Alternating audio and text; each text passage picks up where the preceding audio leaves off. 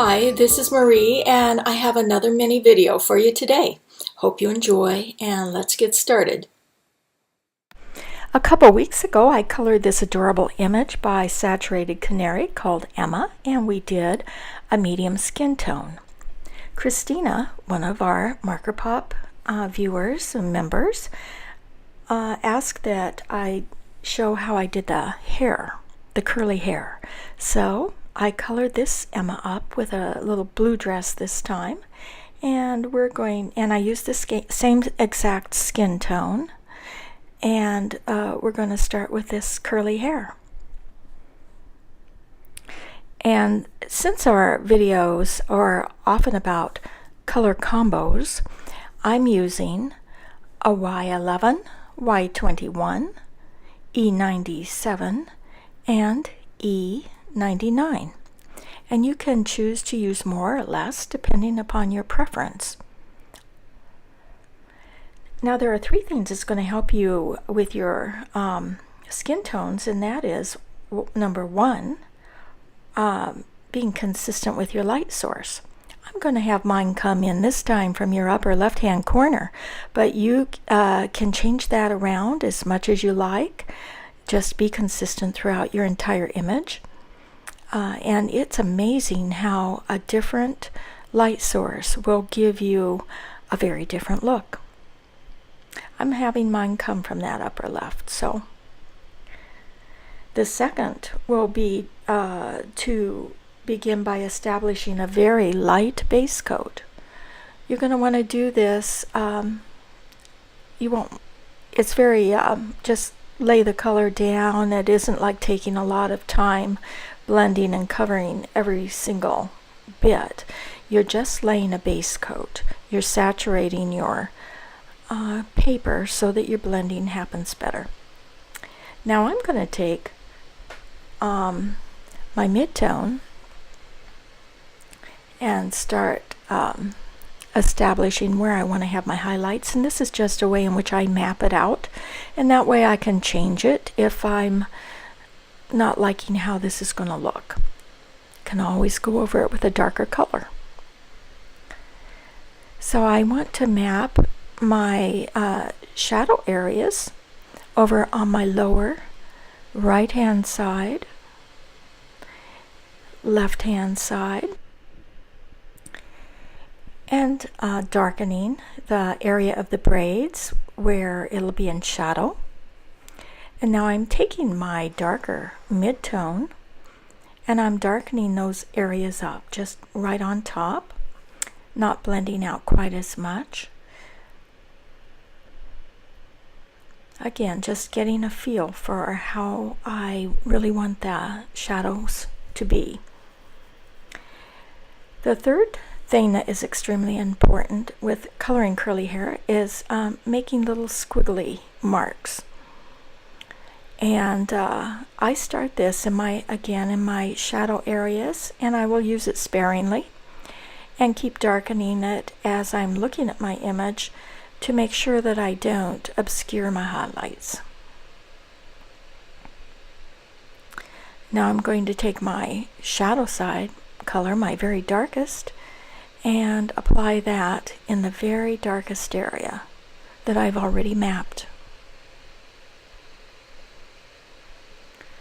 On the braid, just using it very sparingly in the very kind of the crease where the braids are, and then on your very darkest shadow side, which would be closer down by her chin, her hairline.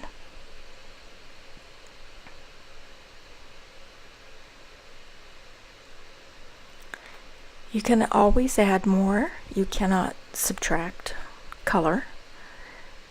So again, just keep looking at your image and determining how you want to do this. I'm trying to stay consistent with that crescent shaped highlight at the very kind of the top and left side of her hair. Just applying more shadow.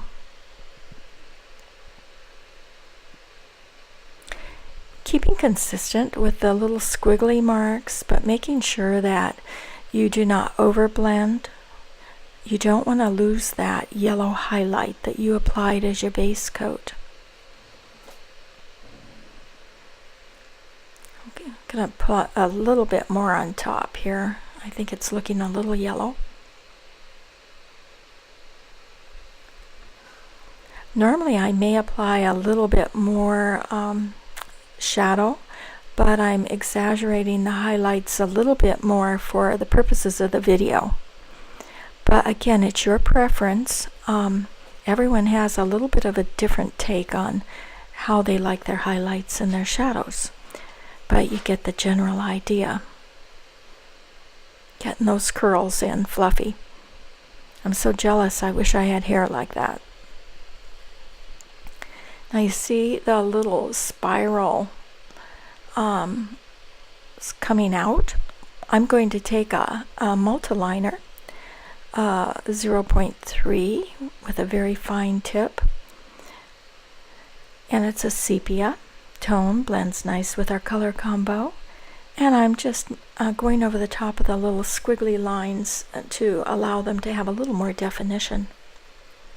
There's some little dots and things around there too, I noticed, so I'll probably hit those with that Copic multiliner as well.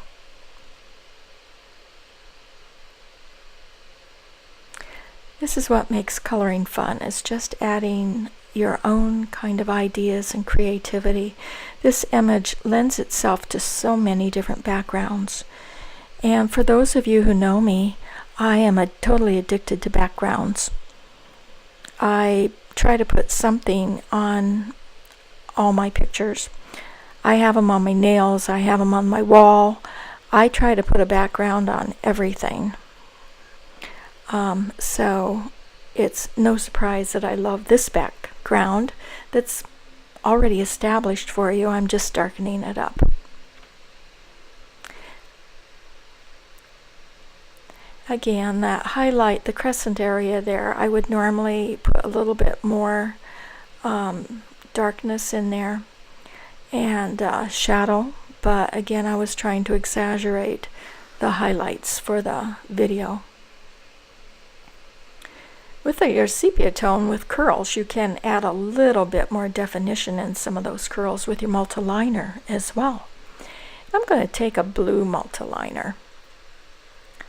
I have just about every color they make, and I'm coordinating the little dots, just a few, with the multiliner. I normally like to add 1 dot, 3 or 5 in a cluster, but some of these were already established, and so I'm working around where the dots were on this image. Okay, there you have it. I hope you give this curly hair a try, and I hope you like the Copic combos that we've been working on each week. Again, if you have any special requests, don't hesitate to ask me. My my blog address is at the end of the video, and if you see this on YouTube, I hope that you like, you share, and you subscribe. Thank you.